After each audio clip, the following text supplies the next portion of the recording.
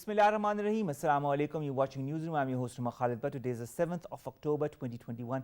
These are the stories that will be in our discussion during the course of this show. We'll begin with the earthquake of magnitude 5.9 that has struck parts of Balochistan. And of course, the casualties, if we talk about that, 20 people have lost their lives and more than 300 have been injured. Whether it be the army, whether it be the NDMA, they all are there, of course, to assess the damage and, of course, to help the people who are in need, those who are injured, and to take them to the, of course, the hospitals and give them primary care. This is going to be our first story. Then our second story, ladies and gentlemen, concerns Prime Minister Imran Khan, who says that Pakistan is leading the world as far as climate action is concerned, with the achievement of the highest climate co-benefits through a number of green initiatives on the ground. This is also have been confirmed by the World Bank.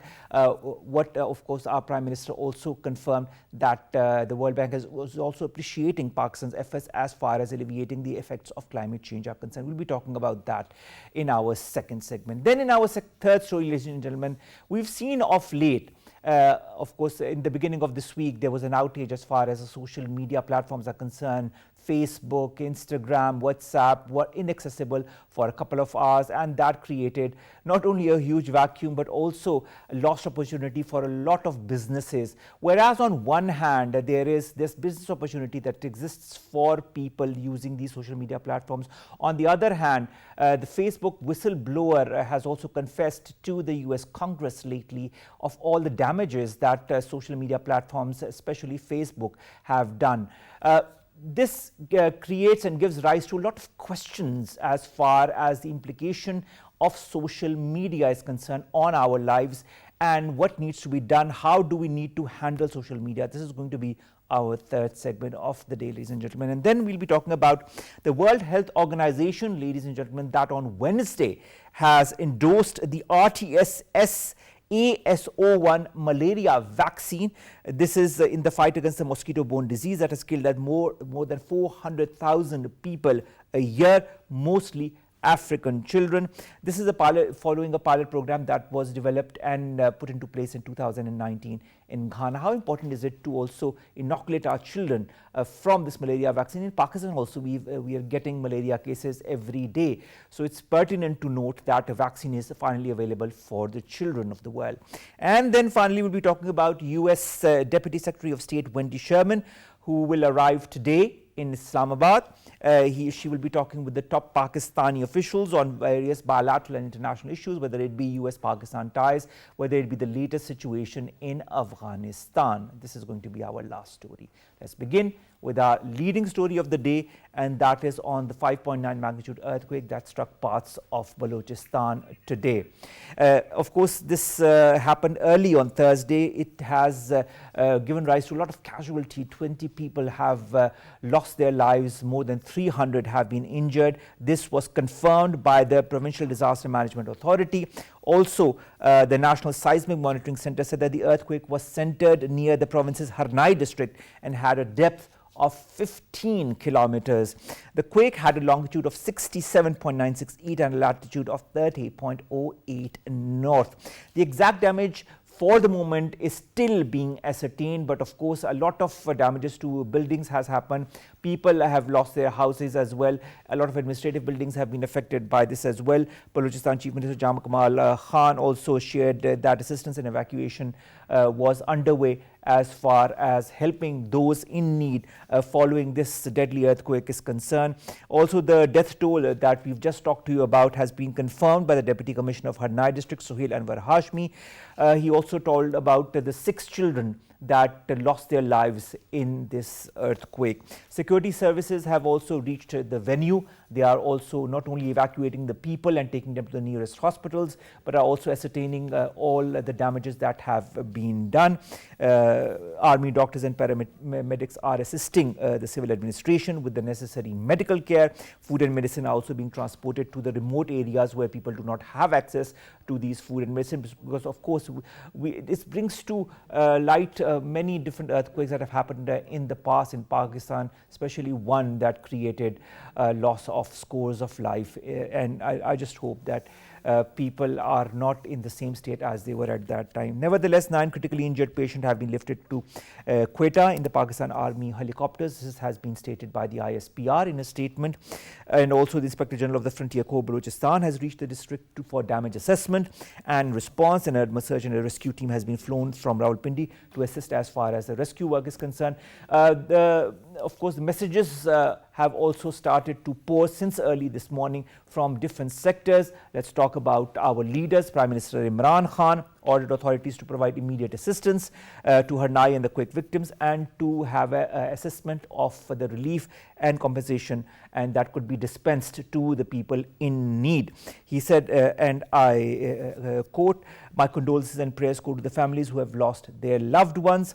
Also, President Arif Alvi shared his condolences over the loss of lives in this earthquake. From the opposition also, Shahbaz Sharif as well as Bilawal Bhutto Zardari have offered condolences to the families of those who lost their lives.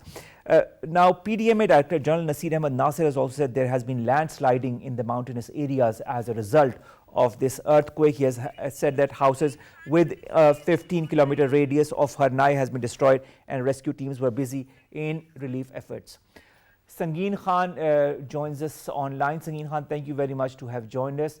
Another earthquake strikes Pakistan this morning. Of course, all the authorities are together in not only helping those in need but also assessing the damage. What do you feel needs to be done now following such earthquakes on the provincial level and on the administrative level? Bismillahirrahmanirrahim, sir. Thank you so much for having me. There has been unfortunate last night an earthquake occurred in northern side of Balochistan. A couple of areas were badly damaged, particularly of the district Arnai. As of now, around 20 casualties has occurred, mostly, unfortunately, that of children and women. But at the same time, the provisional authorities, are doing their best to provide their utmost, facilities to evacuate the injured as well as those, they were killed. All right, now Sangeen, as far as the casualties are concerned, we know that the army as well as the civilians are all getting together in order to help those in need, and we've seen the casualties also. 20 people at least have lost their lives, including 6 children, and around more than 300 people have been injured. When you see such damages that occur due to seismic events and due to earthquakes, what measures do you feel need to be taken by the authorities in order to prevent such damages in the future? If you talk about down the line in future, if you see, there are some areas that are naturally occurred all across the world, but there are some areas which can be humanly controlled. For example, last night we had earthquake occurred specifically the district Arnai. Unfortunately, those roads were not, well constructed. Even when those injured, when they were, taken to the hospitals, the completely electricity was not there. Those injured were treated, with mobile phones, with the switch, with lights at their own capacity. So whatever could be done that could be humanly possible. Infrastructure is there, doctors should be available all the time. There's a long way to go. The provisional at the health department, the provisional department as well as the federal department, they need to work in synchronization in order to cope up if untoward incidents down the line in future occur. And interestingly, as of now, the Frontier Corps, Pakistan Army, they have extended their all, cooperation to, airlift those injured in the Arnai, and they have been airlifted to capital city Quetta. And the provisional government, as well as the Prime Minister Imran Khan and President of Pakistan, President Alvi Saab, they have, extended their utmost cooperation, and they have directed the provisional government as well as the federal government to ensure utmost cooperation with the, with the bereaved family. As well as the provisional government, they have, directed their utmost, cooperation with the, bereaved family, and they will be compensated whatever, damages has been done. Of course. Now, Sangeet, let's talk about Pakistan being an earthquake-prone country. We've seen the earthquake that happened earlier in August, 3.1 magnitude. In June last year, 5.7 magnitude several areas of Khyber Pakhtunkhwa, 6.4 on the Richter scale in northern areas of the country. And then in September 2019, an earthquake that struck Asad, Jammu and Kashmir. And how can we forget what happened in 2005? As a country, we are more or less a bit prone as far as these earthquakes are concerned, especially our northern areas, and now we've seen also Balochistan that has been jolted by it. Do you feel that as far as the buildings are concerned, there need to be measures now that the new buildings will be constructed, keeping in point and in view the measures so that in the future, if such earthquakes happen, that those buildings do not collapse, so people do not perish as a result of that? Well, exactly. As far as Balochistan is concerned, I don't feel that such kind of building rules are being followed, or for that matter, that buildings are being, erected or constructed as far as the earthquake is concerned. Because Balochistan in that region lies in the, Eurasia tectonic plates, where is the chances are highly when it comes to the earthquake. Obviously, those measures are, quite inevitable, especially in order to, cope up and towards situations, especially when you have long towers, buildings, and when you do not keep your contingency plans. So such kind of, damages are expected. But at the same time, what we can do, I would suggest to the government of Balochistan, especially the construction level for the last couple of years that has been improving, but further needs to be done. I mean, the construction level, the infrastructure needs to be more focused. Those areas, I mean, it was very, I would say, deplorable situation when such kind of, damaging earthquake occurs, when you don't have the electricity on time, when you don't have the proper, facilities on time. Unfortunately, this has been, mayhem that we keep on waiting for the next. Crisis. Then after that, we keep, making measures. So it is better to ensure proactive measures rather than being reactive to such kind of. Let you talk of proactive measures, Sangeet. Do you also feel that in these areas that are more prone to earthquakes, we've seen now Harnai and the associated areas, also the Home Minister says, of the area says, of Balochistan says that about 5 to 6 districts have been affected by this quake. Now, do you feel that also people in general need to be trained or told what to do in case of an earthquake and how to proceed in case they, of course, observe that there's an earthquake that is happening? Yes, obviously, at the same time, when the responsibility lies on the government level, similarly, same responsibilities lie on the civil society, on the people.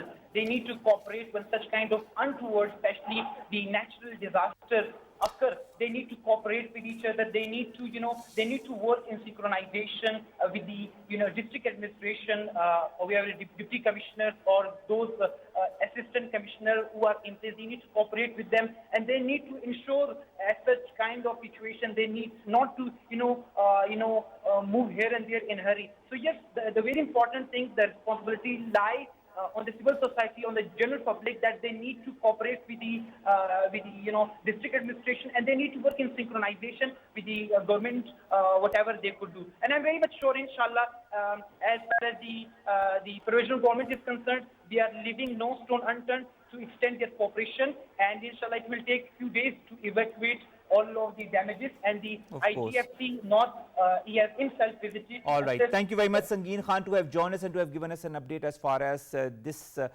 disastrous incident that has happened in Harnai, around Harnai. And of course, the casualties are there and they might increase as time passes, because of course the necessary work is also being done by the army and by the forces and by the civilian government as well over there.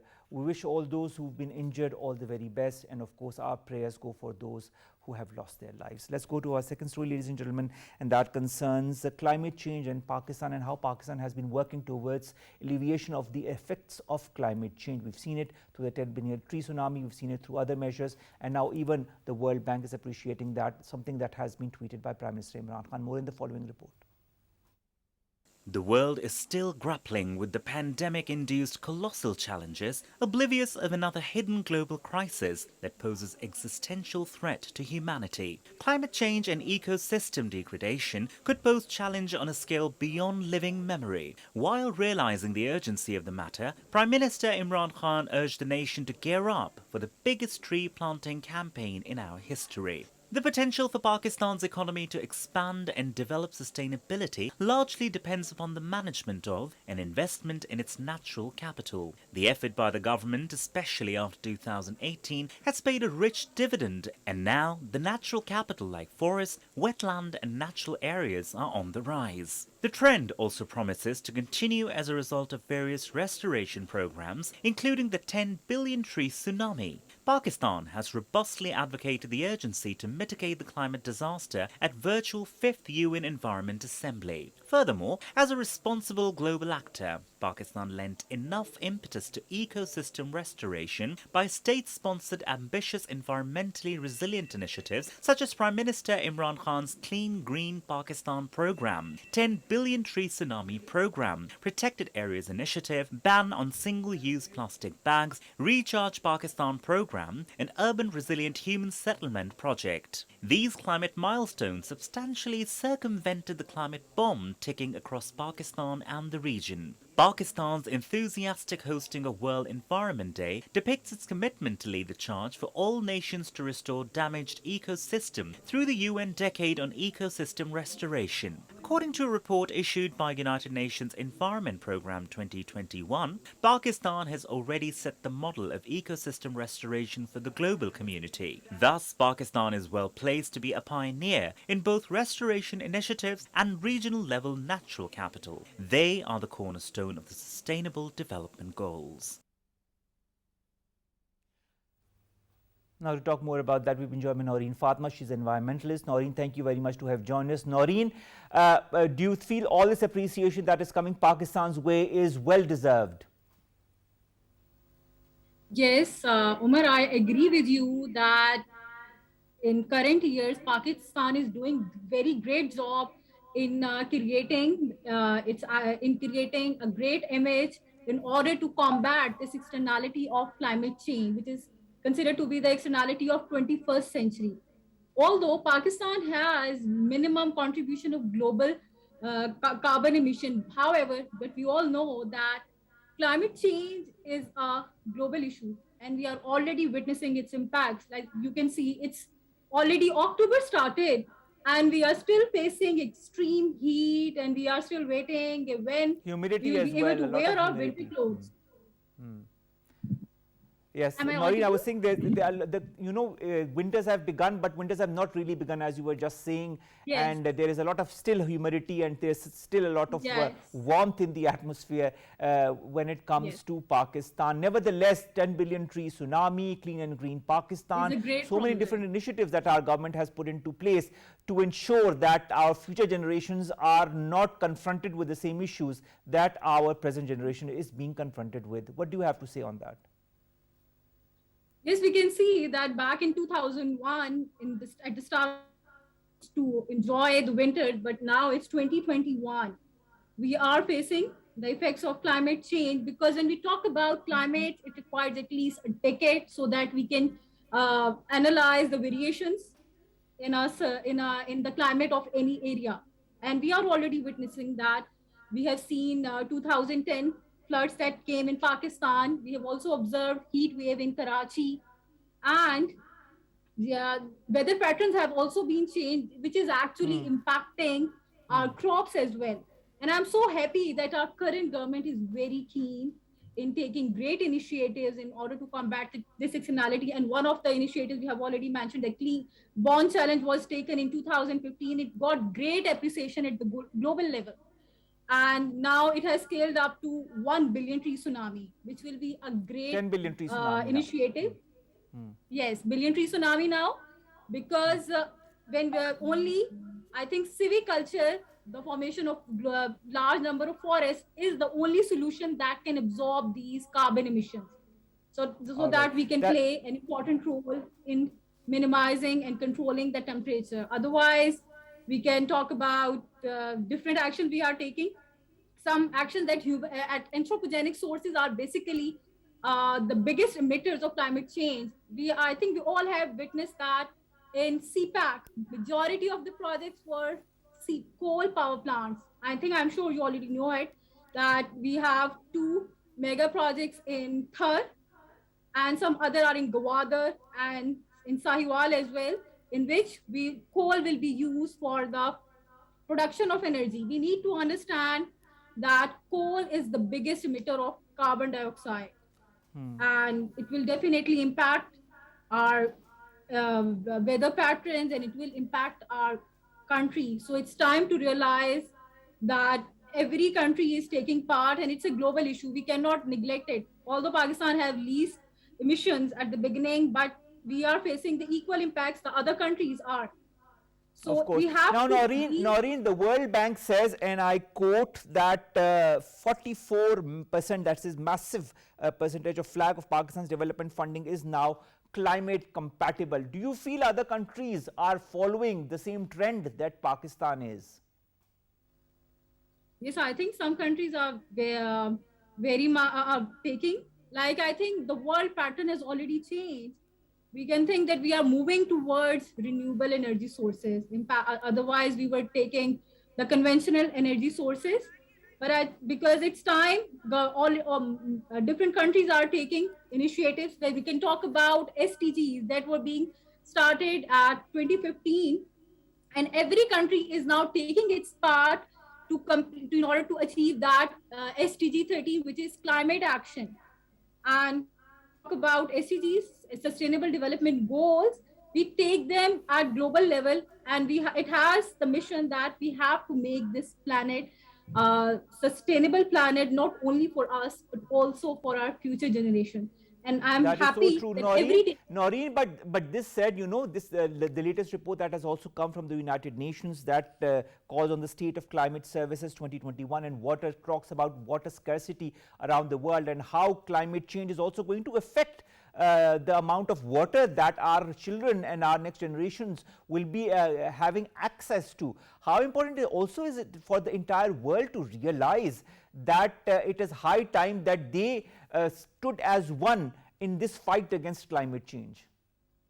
Yes, one of the biggest impact of climate change is the water scarcity. And Pakistan is also facing this environmental issue of water scarcity. And I'm so happy that our government has taken the initiative of Recharge Pakistan under the Ministry of Climate Change, in which they are going to make some dams or some systems which can actually absorb and store the water of floods, so that they can utilize it, so that they can store it, and we can utilize it in a more better manner and can save it for our future generations. All right. Now, Naureen, also when you see all the different initiatives that Pakistan has taken, and the appreciation, of course, the latest is from the World Bank, but there are different other countries that have also appreciated Pakistan's stance. Even the United Nations has appreciated Pakistan's stance as far as its fight against climate change is concerned, whether it be the Clean Energy Program, whether it be the 10 Billion Tree Tsunami Protective Areas Initiative Program, and the list goes on and on. When these programs that now are in place, and of course the impact will be seen not only in the present but in the future, what more needs to be added to this in your point of view? One more important, I think we know that climate change is a global issue, so we need to take all stakeholders, we need to take academicians, we need to take private sector, we need to take local communities. We should all take them on board, and most importantly, we need to create advocacy sessions in order to make them realize that climate change is real. There are still so many people which don't realize. We need to take different initiatives. We need to organize some water storage. We need to take some initiatives. We need to organize some workshops and advocacy sessions, so that people start taking actions at individual level, like we can save water. Because of course public-private partnership is extremely important when it comes to initiatives such as, of course, combating climate change. And whether it be the children, we've also seen the children in there, they've been posted short videos in which they are planting saplings, and of course, which means that the effect of those messages that the government is giving as far as alleviating the effects of climate change are concerned are reaping their benefits. But apart from the media, what more needs to be? Do you also feel that in the curriculum or in the education sector, we need to also apprise our students about what they need to do and what they can do in order to prevent their generation and the generations after theirs to, of course, prevent the effects of climate change in Pakistan? Yes, I think we should start. We should start a subject like environment, because when we talk, because our planet is already deteriorating, and we need to introduce a subject like in your science books. We can introduce a subject of environmental science. Like I studied this subject in my master level, but I think we should start so these sort of short courses in which we make them realize we can introduce different environmental issues, that how they are impacting and what initiatives they can take. Adopt some good habits like stop wasting food. We can engage them in different pre-plantation activities like WWF is doing. When I used to work in WWF, we used to have different campaigns, advocacy sessions. We used to bring different children of schools, and we gave them different advocacy sessions, and we engage them in I pre-plantation think this advocacy, Naureen, Fatima, is very important. Advocacy at the public level, at the private level, on the different generations, whether it be children, elderlies, or middle-aged people. Everybody needs to contribute in order to make Pakistan and the future generations of Pakistan safe from the effects of climate change. As our government is doing, we need to further promote this on different levels. Thank you very much, Naureen, Fatima, to have joined us and to have talked to us about climate change, and of course the appreciation that is coming from the World Bank as far as Pakistan's efforts to alleviate the effects of climate change are concerned. Let's come to our third story, that is social media. We've seen the outage of Facebook, WhatsApp and Instagram at the beginning of the week. We've seen how it affects us on a personal level, and also a lot of businesses, because a lot of businesses work through these social media platforms. But at the same time, as the Facebook whistleblower has talked to the US Congress, she unveils also different issues that pertain to social media use. More in the following report.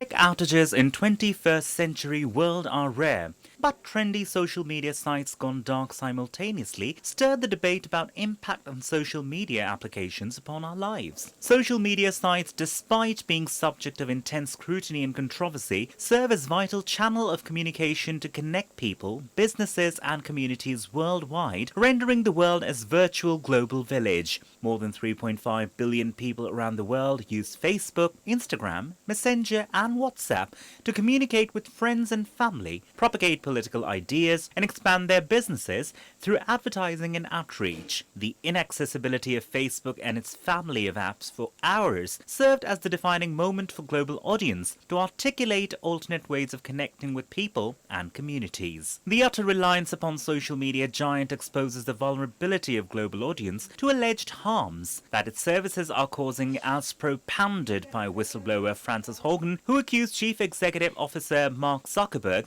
of pushing for higher profits while being cavalier about user safety. Moreover, the unprecedented social media outage unraveled the danger of personal data leak and questions our safety to use such platforms. The careful introspection of ongoing debate depicts tech giants are embroiled in blatant corporatization and garnering astronomical profits is the only agenda of social media sites, which exposes overly dependent global audience to misinformation, hate speech, propaganda and harmful content. In a tech-intensive world where we are more dependent on social media than we think, it's crucial to remain cognizant of purportedly bleak side of Silicon Valley giants to hold every digital communication highway accountable. Now, to talk more about the implications of social media on our daily lives, positive and negative, we've been joined by Asad Baig. He's a founder of Media Matters for Democracy. Thank you very much, Asad, to have joined us. Asad, let's come first with the outage that happened with the social media at the beginning of the week. Not the first time, but one of the biggest outages that has happened. Do you feel such outages impact businesses? Because a lot of businesses, especially since COVID affected the entire world, have shifted to social media platforms. I think you've played an excellent report, and that has made my job very easy, to be honest with you. But yeah, to answer your question, yes, the businesses have been affected, and this kind of shows how the new modern lifestyle of businesses have changed, especially like you rightly pointed out, during COVID, a lot of businesses have changed and they moved online and so on. So yes, the businesses were definitely affected. But I think I have a much more sinister point was also uncovered, which is a fact everybody know. But that the fact that we equate social media with Facebook or with Facebook-owned applications, that should tell us what the kind of control that Facebook and its companies have over the communications that we do, not just in Pakistan, but across the world. And the fact that we talk about the impact of on businesses in Pakistan and world over by a very short outage of Facebook and its affiliated companies. That is enough in telling us that we really need to look out now that the control is coming literally in one company of what people say, what people do, and what people think, and how do they do business online. And that to me is a very it's a situation we should really When on the one hand, we have a lot of privacy concerns when it comes to social media, and a lot of people do not understand this because they post whatever, wherever they are, and whatever they are doing, all sorts of pictures are present there, all sorts of comments are there, and there is this huge question mark as to how much of that data is being used and abused maybe by certain governments and organizations. I think you're absolutely right, and I think it's more than clear. I mean, we've seen the role of some of these social media companies in the Russian influence, for instance, in the American elections in 2016, and there have been numerous documentaries on how misinformation was being spread and how it was, in many cases, intentionally perhaps not curbed. And again, there are many investigative stories, including one conducted by Al Jazeera, and which is a popular documentary still online on YouTube. And same goes for the recent whistleblower hearing that we keep hearing about. We have read on New York Times and other newspapers, and how Facebook has, according to this whistleblower, intentionally failed in controlling some of the misinformation. Now, and this kind of again points out towards the same thing that I was saying. That, look, we used to have this joke a while ago that in 1984, which is a very popular book, I'm sure everybody knows about it, there used to be the Orwellian concept of control, used to be this big brother, quote unquote. Big brother concept, of course. Yes, exactly. And now we have a corporate big brother, which is an evil twin of the original big brother, which we need to also be aware of, and essentially because pretty much it's doing the same job. We have the same dangers that we used to have from that traditional big brother in the Orwellian concept, right? So I think these are the things that we really need to talk about. Unfortunately, we need to speak more about them, and we need to hear more about these things in the policy-making circles also. That is so true. Asad, there's another thing. Before we go to Francis Hogan, I'd like to ask about this disinformation or the misinformation campaigns that are rampant on social media, whether it be from our not-so-friendly neighbor India, that of course implicate Pakistan time and again. We've had the EU Disinfo Lab report. We've had so many other social media dossiers that kind of implicate Pakistan through fake and falsified news. How can one control it? What is the barometer on which we can put ourselves in order to ascertain whether X or Y news is false or true? Look, I have to say this, that there is no easy way or there is no shortcut to this. The only legitimate thing that we can talk, I mean, a lot of people keep talking about policy making for fact checking, right? I mean, we cannot let the governments decide what is news or what is not news, right? And this could be it could be a slippery slope, for instance, right? For instance, Trump used to think CNN is fake news. Now, if we take his interpretation of fake news, then we essentially will have to ban all of the private media. So essentially, I think it's a very tricky subject. In my view, the only sort of semi-permanent solution to this is introducing and improving the media and information literacy within the citizens, within the people who consume information, to tell them how can they consume, what are the reliable sources of information, how can they verify information, how there is rampant misinformation on social media. They need to be aware of that. And for that, there needs to be a very stringent policy to improve the educational curriculum, or improve, and by improve I mean to add something related to media and information literacy in the educational curriculum, which I see unfortunately not happening enough on the ground yet. All right, now Asad, when we talk of social media companies, they are huge: Facebook, Twitter, and so on and so forth. Even now Telegram, that has joined the foray, and due to the outage it gained millions and millions of followers. Now don't you feel these companies should introduce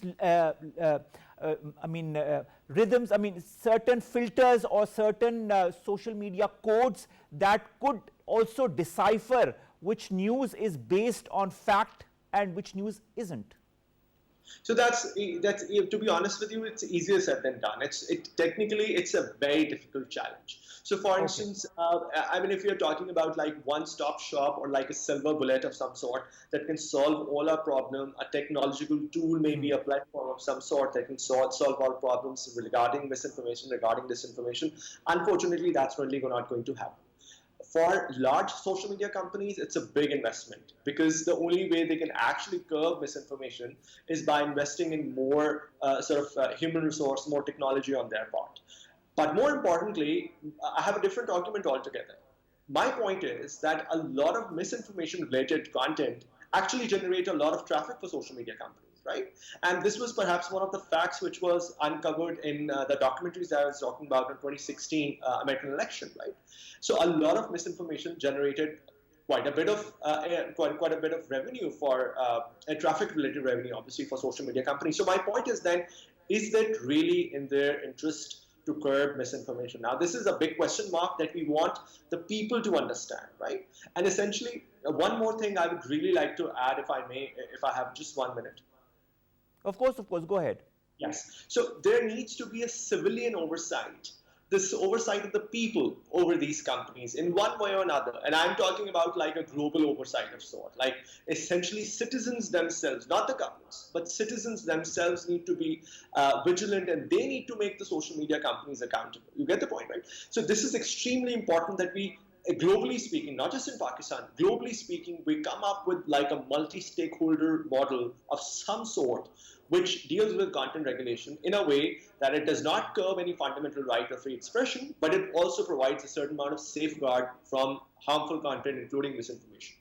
All right, now let's talk of harmful content, and let's talk about Frances Hogan, who, when she was testifying to the Senate Commerce Subcommittee on Consumer Protection, condemned Facebook in different fora. And she said, I'm just going to talk of three issues to begin with. She said Facebook harms children, it stokes division, and it weakens our democracy. How true, in your point of view, are these three statements?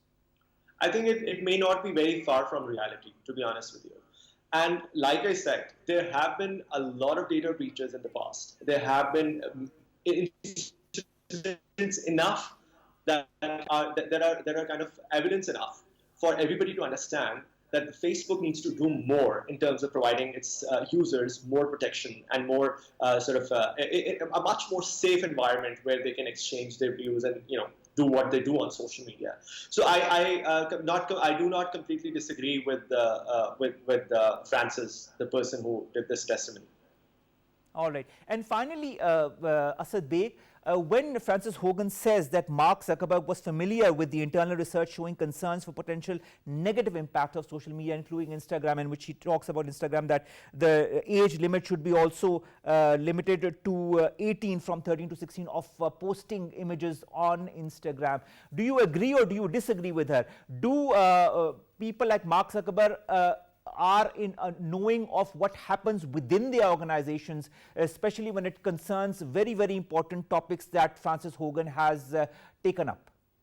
Look, like I said, I don't think it's very far-fetched. Her testimony is not very far-fetched. And I can see where she's coming from. And I can, in fact, myself relate with some of the conversations that I've had with some of the players in the tech industry. Look, we need to understand that most of these companies are commercial companies, and the profits are the most important thing for them. And I don't blame them. Obviously, any commercial company would want more profits. But the point here is that these profits are also linked with the well-being of its users, right? And so I think it's very important that people like Mark Zuckerberg learn how to balance that. And that to me, I think is not happening very well. Facebook needs to do a lot more than it's currently doing, in, like I said earlier also, in terms of providing protection to its users. All right, thank you very much, Asad Baig, founder Media Matters for Democracy, talking to us about social media, its implication on society, and all of this in context of the revelations that have been given by Frances Hogan to the Senate Commerce Subcommittee on Consumer Protection, in which she talked in detail about what happens at Facebook. Whether it's true or not, this is her point of view, but as Asad Baig said, he feels it is not far from the truth. Let's go to our last two stories, ladies and gentlemen. And first of all, let's talk about malaria and the vaccine that has been approved by the World Health Organization to be given to the children, especially in Africa. Now, this is the RTS.S/AS01 malaria vaccine, which is the first against the mosquito-borne disease, which kills more than 400,000 people a year, mostly African children. But in Pakistan also, we've been hearing a lot about the cases of malaria, not as much as in Africa. Nevertheless, they are still here. According to W.H.O, a child dies of malaria every 2 minutes. Hence, the importance of giving a vaccine to the children as the first of the different age groups that need to be inoculated against this disease. Malaria, of course, we know is borne through mosquitoes, and we need to be extremely careful. This is the season, whether it be autumn or it be winter, the mosquitoes numbers increases. So, of course, certain precautions need to be taken. And then finally, ladies and gentlemen, let's come to our very last story. That is a senior U.S. diplomat, Wendy Sherman, is arriving with a team of course, Americans in Islamabad, and she will be talking to high-ranked Pakistani officials, not only about US-Pakistan relations, but also about the latest situation in Afghanistan. And of course, Pakistan will not only talk about Pakistan's point of view on Afghanistan and what it feels needs to be done with the US, but also will apprise them on the situation in Indian illegally occupied Jammu and Kashmir. A lot of circles are quite optimistic of this visit. They say that this visit is going to further lead to improvement of ties between the US and Pakistan. Let's hope that happens, and let's hope also that the US understands Pakistan's perspective as far as Afghanistan is concerned, as far as Indian illegally occupied Jammu and Kashmir is concerned as well. With that, we come to an end of today's newsroom. We'll see you inshallah tomorrow with new stories and segments that of course pertain to you, us and Pakistan. Until then, take care of yourselves, not only of malaria but also with the COVID-19, and follow the SOPs, get yourselves vaccinated. I'll always say that at the end of the show. Allah Hafiz.